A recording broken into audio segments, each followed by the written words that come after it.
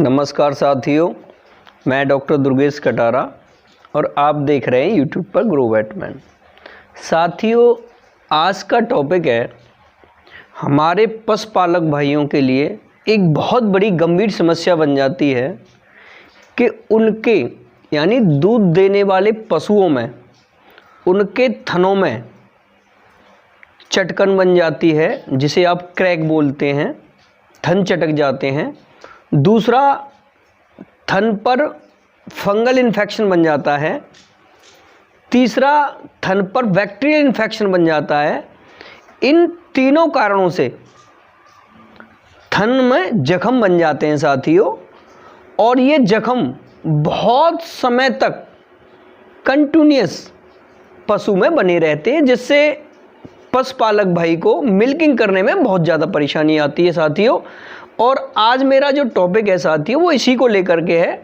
तो चलिए चलते हैं साथियों वीडियो की ओर। यदि आपने मेरा साथियों अभी तक चैनल सब्सक्राइब नहीं किया है तो लाइक करें, शेयर करें व सब्सक्राइब करके पास वाली बेल आइकॉन दबाएं ताकि आने वाली सभी वीडियो का नोटिफिकेशन आप तक पहुंच सके। तो साथियों, सबसे पहले बात करते हैं हम थनों का चटकना।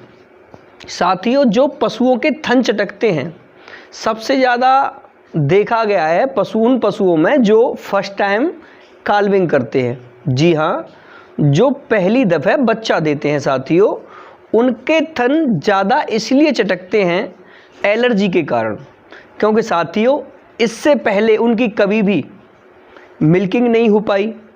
दूसरा, थन चटकनों का कारण होता है साथियों जब वो फर्स्ट टाइम काल्विंग करते हैं, और काल्विंग के समय जब पशुपालक भाई और डेयरी फार्मर उनका दूध निकालते हैं साथियों, और दूध निकालते समय जो उनकी खीस या कीला उनके थनों से चिपका रह जाता है, और जिसके कारण थन भी चटकने लगते हैं। दूसरा कारण होता है साथियों मिनरल्स की डिफिशिएंसी, जैसे जिंक की कमी आ जाए पशु के शरीर में, आयरन की डिफिशिएंसी हो जाए साथियों। इन मिनरल्स की डिफिशिएंसी के कारण पशुओं के थन चटकने लगते हैं। तो साथियों, जिन पशुओं के यानी फर्स्ट टाइम काल्विंग करने वाले पशु हो या 2-3 बार काल्विंग कर चुका हो, कैसा भी पशु हो साथियों जो दूध दे रहा है, यदि उनके थन चटके हुए हैं तो साथियों आपको करना क्या है, सबसे पहले हल्की फिटकरी डाल करके पानी के अंदर उसे अच्छी तरह से वॉश करना है। और बहुत से पशुपालक भाइयों को देखा होगा कि वो सेकंड टाइम यानी दूध निकालने के बाद में बच्चा दूध के लिए छोड़ देते हैं।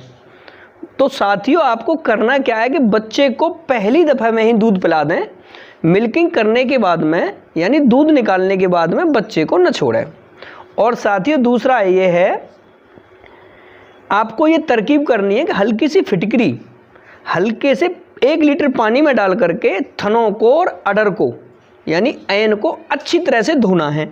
धोने के बाद में साथियों आपको 25 ग्राम नीम की पत्तियां ले करके 100 ग्राम सरसों के तेल में उन्हें जला करके उस तेल को छान लें। छानने के बाद साथियों उसमें 25 ग्राम यानी 100 ग्राम सरसों के तेल में 25 ग्राम मोम, जो कैंडल यानी मोमबत्तियाँ होती हैं, उनका भी यूज़ कर सकते हैं साथियों। यदि उनसे भी और बढ़िया यूज़ करना है साथियों तो जो मधुमक्खियों के शहद वाला मोम होता है, यदि वो मिल जाता है तो बहुत बढ़िया बात है।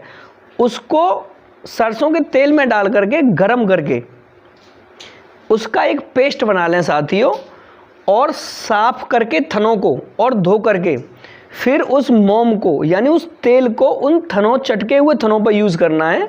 आप देखेंगे साथियों जो थन चटकने वाली समस्या है वो बिल्कुल ख़त्म हो जाएगी। अब मैं बात करता हूँ साथियों दूसरी बात, फंगल इन्फेक्शन। आपने देखा होगा साथियों, जैसा कि आप इमेज पे भी देख रहे हैं, बैक्टीरियल इन्फेक्शन और फंगल इन्फेक्शन से जख्म बन जाते हैं। तो उस जख्म को जल्दी भरने के लिए हमें क्या करना है साथियों, हमें करना है 100 ग्राम सरसों के तेल में 25 ग्राम नीम की पत्ती जला करके यानी गरम करके और फिर जला करके उसे छान लेना है। छानने के बाद में साथियों उसी गरम तेल में 1 चम्मच यानी 10 ग्राम हल्दी डालनी है 100 ग्राम सरसों के तेल के अंदर साथियों। और लेना है 10 ग्राम फिटकरी, यानी मैंने बताए हैं साथियों 4 आइटम। 25 ग्राम नीम की पत्तियों को 100 ग्राम सरसों के तेल में जला करके छान लेना है, 10 ग्राम हल्दी डालनी है और 10 ग्राम फिटकरी। इन चारों चीज़ों को साथियों एक पेस्ट सा बना करके उस तेल को बैक्टीरियल इन्फेक्शन वाले जख्म पर लगाएं और या फंगल इन्फेक्शन वाला जख्म हो, दोनों पे यूज़ कर सकते हैं साथियों। आप देखेंगे आपके थनों का जो जख्म है वो बिल्कुल फिट हो जाएगा। लेकिन सावधानी क्या करनी है साथियों आपको, यदि आपने उस जख्म की सफाई अच्छी तरह से नहीं की तो वो जख्म मुश्किल भर पाएगा। सबसे पहले जख्म को हमें इस तरीके से साफ़ करना है कि उसके अंदर से हल्का हल्का खून निकलने लग जाए, यानी रगड़ करके हल्की सी फिटकरी गर्म पानी में डाल करके उसे ठंडा करके उस जख्म को इतना वॉश करना है, इतना अच्छी तरह से वॉश करना है साथियों कि वो जख्म पूरी तरह से आपको लगे कि अब इसमें खून निकलने वाला है। उसके बाद में ये जो मैंने आपको पेस्ट बताया है हल्दी, फिटकरी, सरसों के तेल और नीम की पत्तियों वाला, इसको आपको लगाना है। आप देखेंगे साथियों 8 से 10 दिन के भीतर आपके पशु का थन का जख्म बिल्कुल भर जाएगा और पशु स्वस्थ हो जाएगा। और हाँ, थोड़ी सावधानी ये भी करनी है साथियों, आपको उसे गंदे स्थान पर नहीं बांधना है। और दूसरा, मिल्किंग करने के बाद में बच्चे को दोबारा नहीं छोड़ना है दूध के लिए, यानी पहली दफाई में ही उसे दूध पिला दें। साथियों यदि थन कट गया है या फट गया है या छिल गया है तो भी आप इस पेस्ट को यूज़ कर सकते हैं। यदि ये पेस्ट आप न बना पाएँ, यदि आपको अपने आसपास सूअर यानी जो पिग होते हैं जिन्हें हम अपनी भाषा में सूअर बोलते हैं, यदि उनकी चर्बी मिल जाए साथियों, ये तीसरा नुस्खा है साथियों, सूअर की चर्बी 50 ग्राम, उसमें 10 ग्राम हल्दी डाल करके पेस्ट बना लें साथियों। और उस पेस्ट को यदि आप चटके हुए थनों पर या थनों में जख्म हो या साथियों बैक्टीरियल इन्फेक्शन हो, उस पर भी आप यूज़ कर सकते हैं।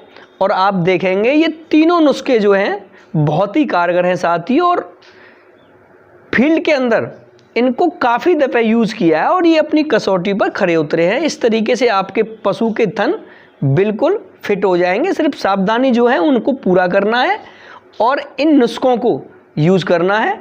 धन्यवाद।